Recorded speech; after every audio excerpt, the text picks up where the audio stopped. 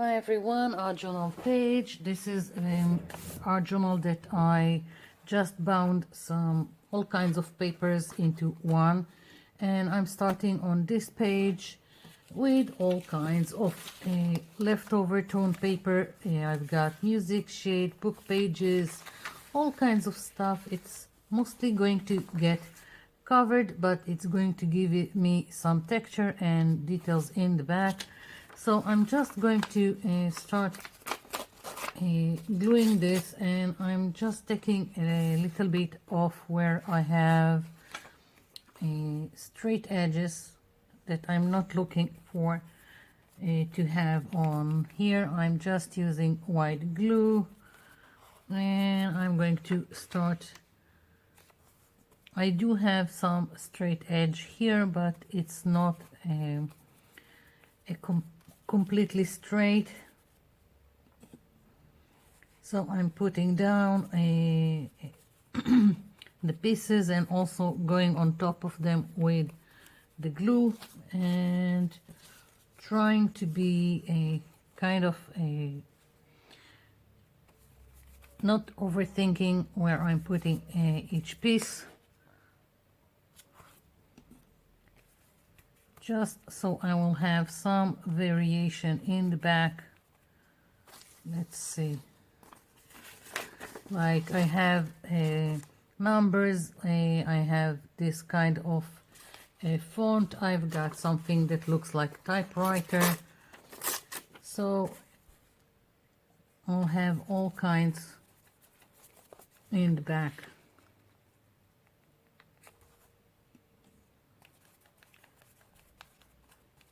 Just making sure everything is glued down, and I don't care if it wrinkles, it just adds to the whole texture in the back.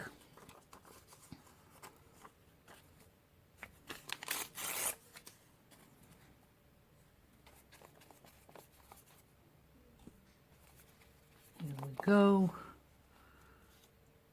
I'm really trying to not overthink it and just put some pieces down.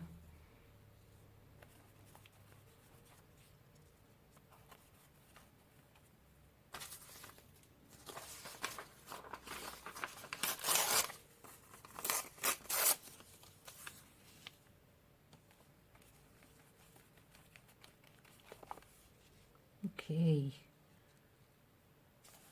so I've got this, and just maybe one more piece here.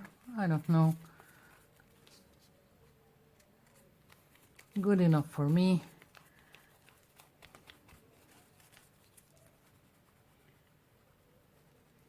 Just spreading it with my finger.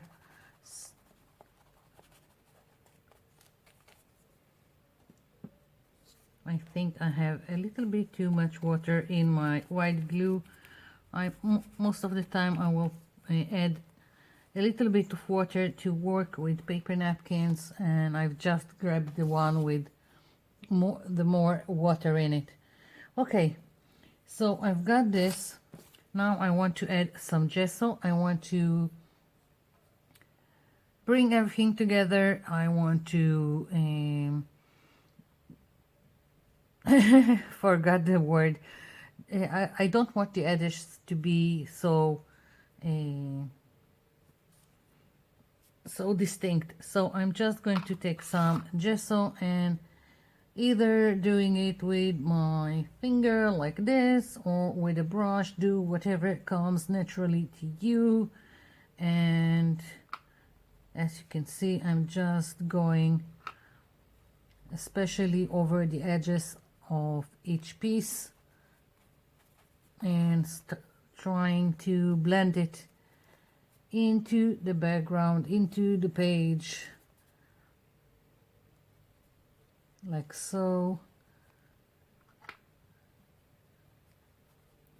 Right now I'm just using the gesso as is, and maybe I will add water later on, and just so I will have a little bit more variation.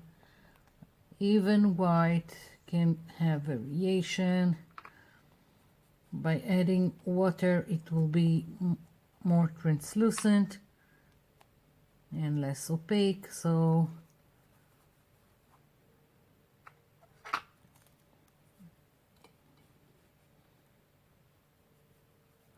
and here it's also quite random. You decide what you want to keep and what you want to cover, what you want to push back with the gesso.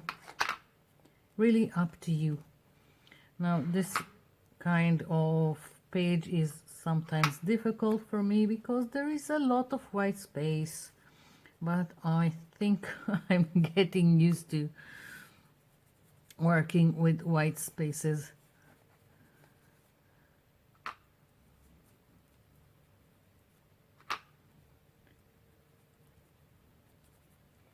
So most of the edges, as you can see, I've covered with the gesso, and if I want now to push back all these pieces into the back, then I will just add a little bit of water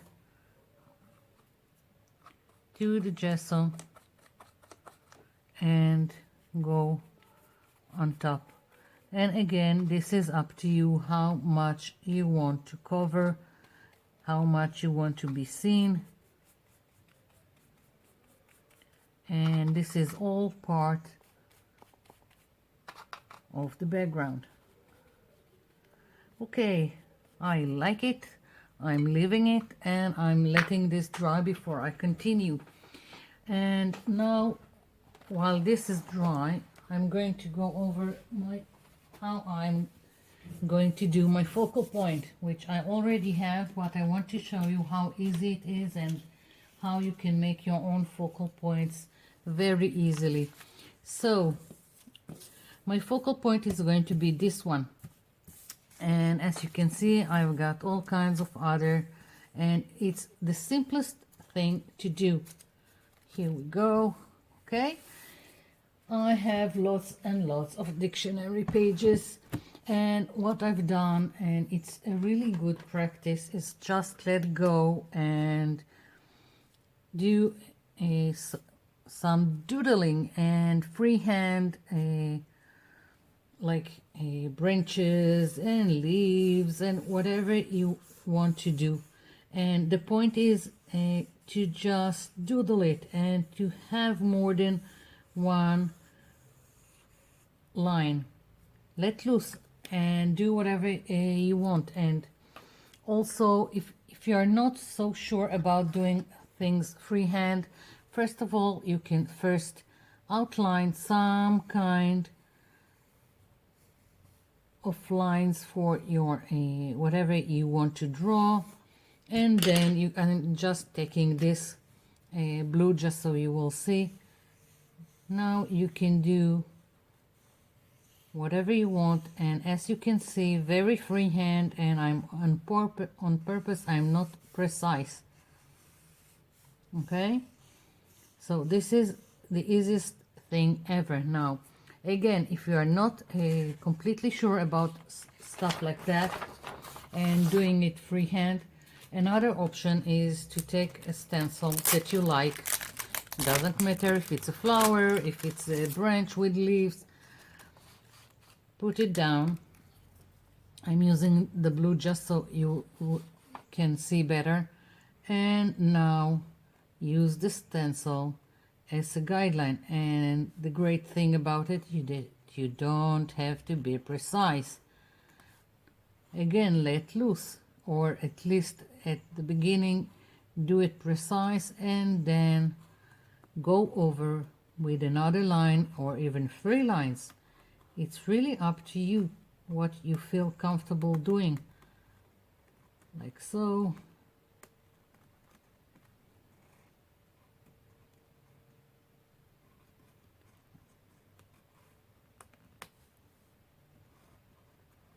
I'm trying to be quick, and as I said, it doesn't have to be precise, so it's really easier. So I've got this, and now I can work on it and do whatever I want. And it can be a thin line, it can be a thicker line, whatever you like. So you see, I'm just going loosely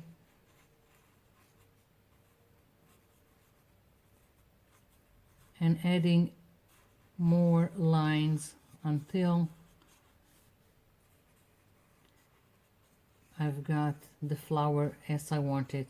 Now, of course, you can color it if you like, and if you don't like this kind of thing and doing it on dictionary paper or any kind of book, do it wherever you like. And I just, so you will know, it doesn't have to be a permanent marker. This one I think I've done with some acrylic paint and the brush, just added a little bit of water so it will flow easier. And again, and I also went in with a permanent marker where I wanted more lines. I can always add more and make it more distinct. So basically it's really easy, and as you can see, I've got all kinds of stuff to work with and play with for other projects.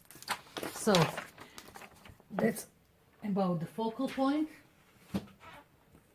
Let's move this aside. I've used a permanent marker because I know I'm going to play with some watercolors or water-based paint, and I don't want that my focal point to smear when it's connected with something watery. So this is a little bit still a little bit wet, so I'll be back when it's dry. I'm back and this is dry. I want to add more details to my background. I want random letters and numbers, whatever, really doesn't matter, and it's really up to you what you want to add in the back. I could have picked like flowers to add in the back. It really up to you what you want to have as details. Now I picked gray acrylic paint, and it's slate, yeah, that's the name, by Deco Art. And I'm doing it very lightly because again this needs to be part of the background, and I don't want this to overwhelm my page, and I don't want it to be completely opaque and that it will cover all I have in the back. So as you can see, just randomly stenciling, and it doesn't have to be stenciling, you can stamp all kinds of details, depends what you have and what you like. Yeah, maybe just a little bit more. I hardly have paint on my sponge.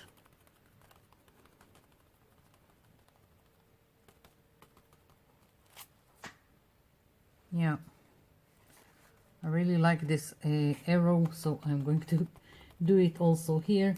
Now part of it again is gonna get covered.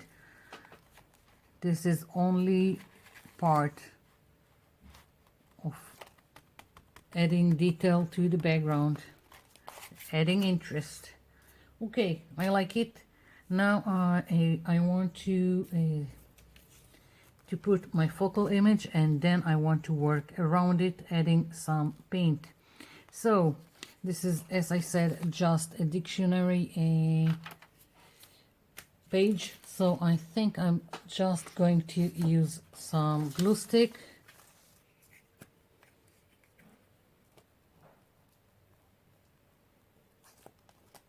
Oopsie. Now it's going to curl, so I need to be careful with putting it down. Okay.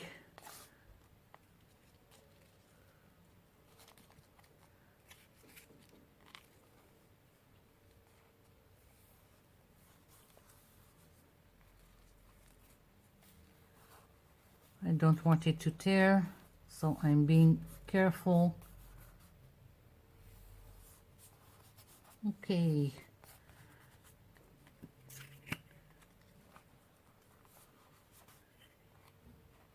Adding glue where it's needed.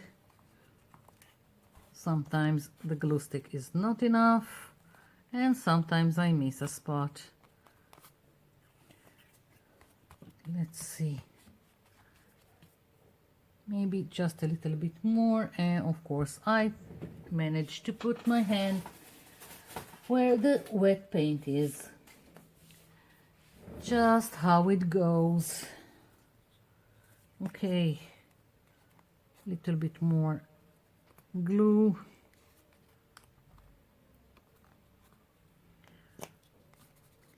Let's hope that's enough. Okay, so now I want to add some color. Now I want to go with to add color that will be transparent. I don't want opaque, so it's either doing acrylics with water, gelatos, watercolors, whatever you can use, and will be translucent. I'm going to use my watercolors. So let's see. This is a Pelican set, and it's like from 3 decades ago. I have it. Okay, some watercolor brush with water, and I'm going to start with a little bit of brown. I have brown in the back from the pages, so I'm going to put some brown, and again I'm going to put this quite randomly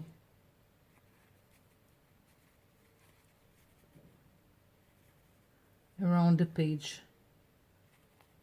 I don't have an explanation to give you why I'm picking this placement. It's just something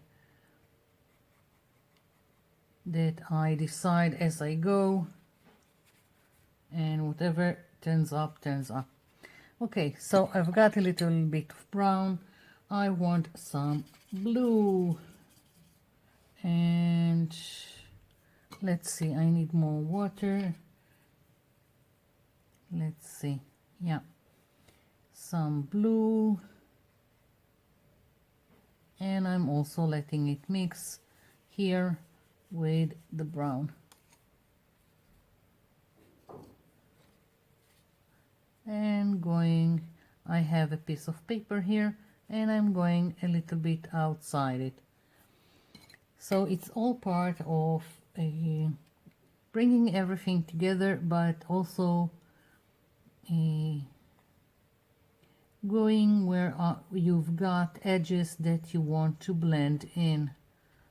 That's the best explanation I can give you for deciding where everything goes.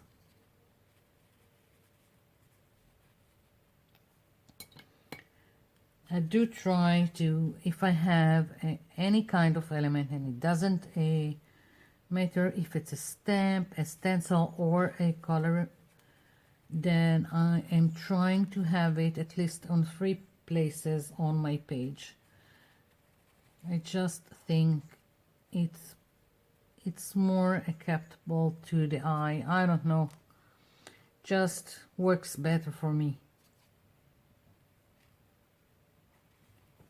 Just added a little bit of brown to my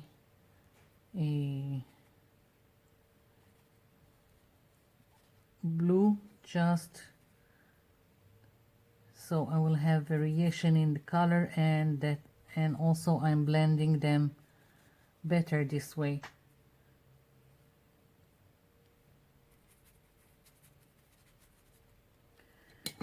Okay, I think I'm going for a little bit of magenta. And let's see. Again, I'm going to let this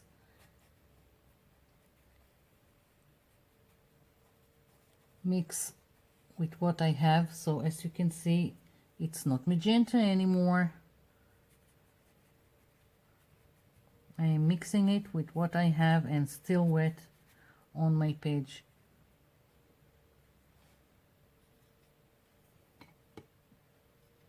Adding a little bit more water and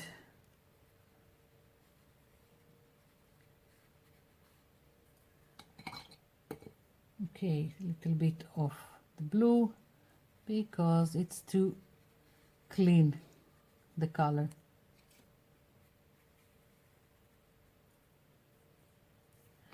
Cleaning my brush here, I have a jar with water and taking a little bit more of the brown, and again just mixing everything, and I'm adding a little bit more where I think it's needed.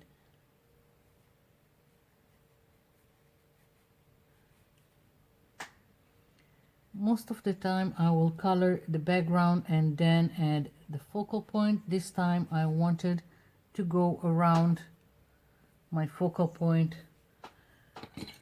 so that's what I'm doing. So just, and again, because I've got this doodling going on, it's not precise and I feel free to just add the color and not be precise about it also.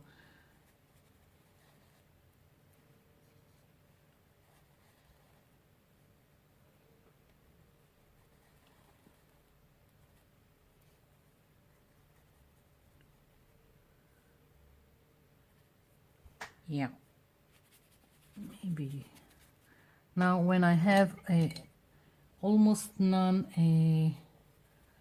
a paint on my brush, I'm just going around and like smudging what I have like this in several places. Now a lot of the time when this is going to get dry, it would be less vibrant. So you need for it to dry and then see if you want to add anything on top, so it would be more vibrant.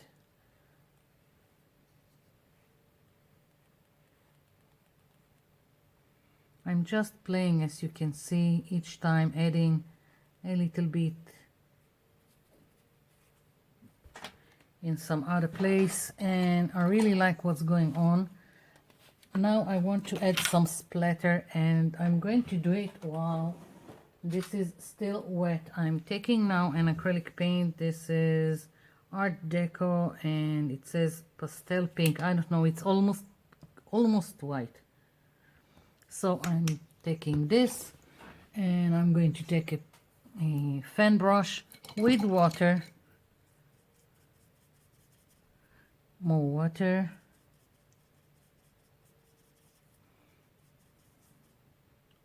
and splattering.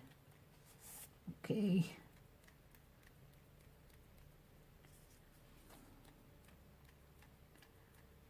Where it's still wet, it will almost like will have some reaction with the paint underneath.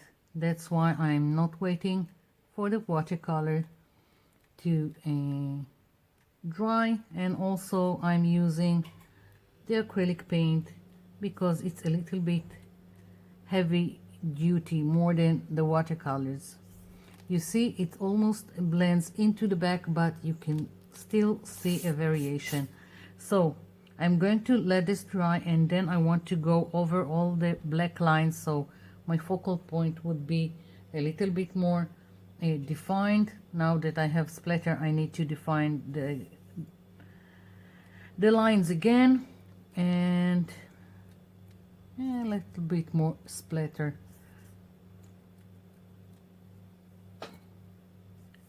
So I'm going to wait for this to dry and then I'll come back.